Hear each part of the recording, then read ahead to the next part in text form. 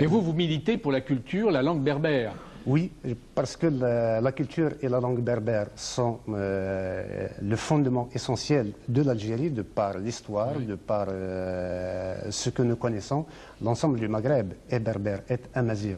Et notre combat est celui de la revendication identitaire et linguistique. Nous voulons que notre langue accède à l'officialité, à l'école et à l'écriture, ce que refuse le pouvoir algérien depuis toujours. Et ceci nous amène à engager un combat de longue date, depuis les années 70, pour ce qui me concerne, ma génération. J'ai 43 ans. Et c'est ce combat qui, en portant des coups de boutoir à l'autoritarisme des années 70, a fini par accéder à élargir son combat pour les droits de l'homme et la démocratie. Oui, mais alors vous vous heurtez à deux pouvoirs. Le pouvoir officiel qui ne veut pas de la culture berbère, de la langue berbère, parce qu'il ne l'a jamais reconnue, et puis le fils qui n'en veut pas non plus, parce que ce serait pour lui une expression démocratique dont il ne veut pas. Tout à fait, parce que c'est la culture, c'est la vie, c'est le pluralisme, c'est la richesse, et les totalitarismes sont des modèles réducteurs, oui, et je crois qu'ils se rejoignent.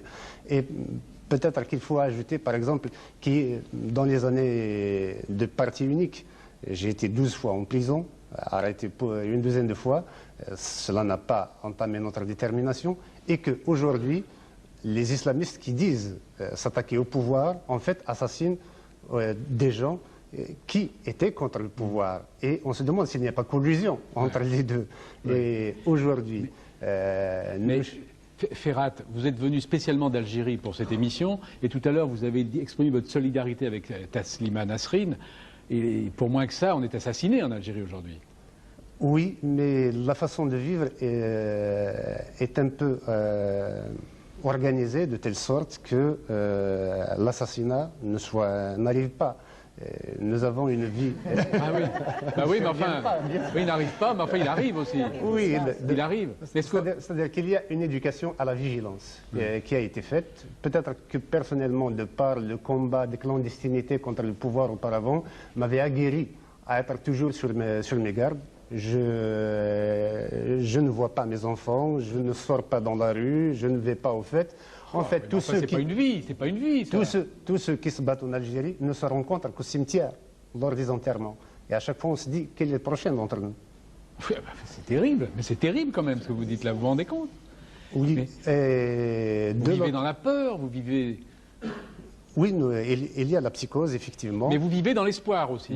Nous avons énormément d'espoir. Et justement, la Kabylie, pour parler de l'Algérie, la Kabylie qui a investi dans un combat identitaire et linguistique qui, toujours, est sur la brèche, a d'autres passions que l'intégrisme. Elle constitue une chance pour les Algériens, elle constitue une chance pour l'Algérie, voire pour le Maghreb et le bassin méditerranéen.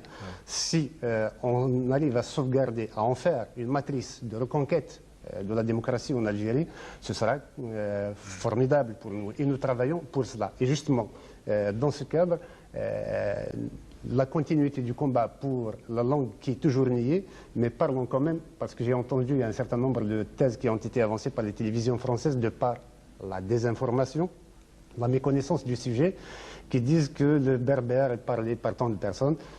Admettons qu'il ne soit parlé que par un Algérien, dès lors que celui-ci, c'est sa langue, il y a droit. Voilà, mais bravo. En plus de cela, très bien. Mais en plus de cela, c'est une langue qui est parlée par au moins 12 millions d'Algériens sur 28, et à qui on refuse l'expression. Mais enfin, votre arme, c'est quoi? C'est votre guitare, c'est la musique et vos paroles, c'est ça votre arme? C'est beaucoup ou c'est peu? Uniquement, mais je pense que les mots transforment le monde, et nous transformerons notre pays avec les mots, mais aussi avec les valeurs que véhiculent ces mots. Je vais vous demander de chanter quelque chose. Si vous voulez prendre votre guitare. Je la prendrai et je chanterai justement à la mémoire de tous ceux qui ont été assassinés. Oui. Une chanson qui s'appelle « Iket Wilfel » ou « Il neige ». Il neige. Bon, si on vous écoute.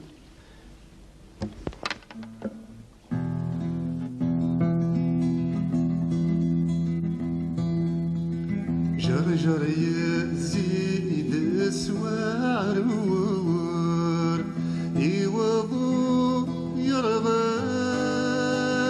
نمردي لسير الأخبار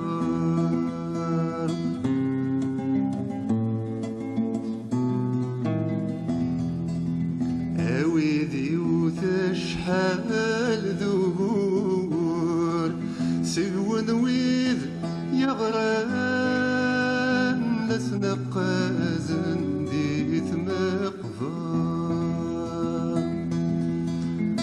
خطر الشبان تفسوث أمليا بسذف ليسيم سنحدري بذبوس بسيم وخبز الطهر جاعود أدوي ذاك ويثني ظفران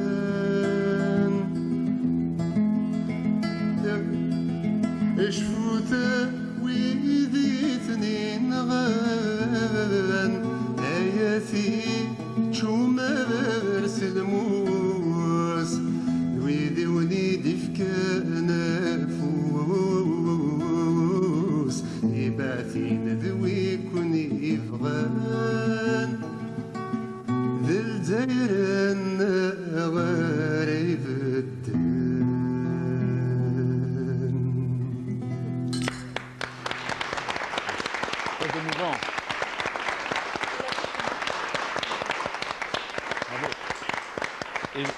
Et je signale que c'est en langue berbère. Hein, c'est en langue berbère. Alors ça, c'est extrait de Chants d'acier, d'amour et de liberté, le dernier donc de Ferrat. C'est chez Blue Silver. Et avant, vous aviez les Chants berbères de lutte et d'espoir, toujours par Ferrat. C'était distribué par les éditions Fnard. Il est très émouvant, hein, Isabelle Chemla. Oui, très émouvant. Et je voudrais vous demander justement, Ferrat, puisque nous sommes aujourd'hui tous ensemble et autour de ce refus d'accueillir Taslima Nasrin, c'est-à-dire de ce combat de tout un certain nombre d'esprits et d'êtres de liberté. Qu'est-ce que vous attendez aujourd'hui de la France? D'abord, de ne pas soutenir le fascisme. Je crois que la France a connu une période très dure, qui était celle de l'occupation nazie, et il a fallu les allier pour se débarrasser de ce fascisme. Je crois que comme il y a une internationale intégriste qui veut instaurer un ordre fasciste sur le monde, je crois qu'il faut des alliés pour y faire face. Bien entendu, nous ne demandons pas des armes, nous ne demandons pas des troupes. Il y a suffisamment d'Algériens pour se prendre en charge et d'autres démocrates de par le monde où sévit justement l'islamisme ou l'intégrisme. Nous demandons seulement un appui, un soutien moral, qu'il y ait une attitude ferme vis-à-vis de l'intégrisme. Ça donne des exemples et que nous nous sentons réconfortés. Maintenant, il y a aussi d'autres formes de solidarité. Je pense que comme Taslima Nasrin a demandé un visa, il y a énormément d'Algériens également qui veulent venir en France parce que persécutés. Je voudrais citer l'exemple de Rabah Stambouli qui a été assassiné à Tizi Ouzou il y a de cela moins d'un mois, il y a un mois de cela, et qui avait demandé un visa à la France et qui ne l'avait pas obtenu. Peut-être que s'il l'avait, aujourd'hui il serait en vie. Je pense que le traitement de la question, bien qu'il comporte des aspects sécuritaires indéniables pour la France, doit quand même trouver le moyen pour ne pas ternir l'image de terre d'asile de la France. Merci Ferrat. Merci.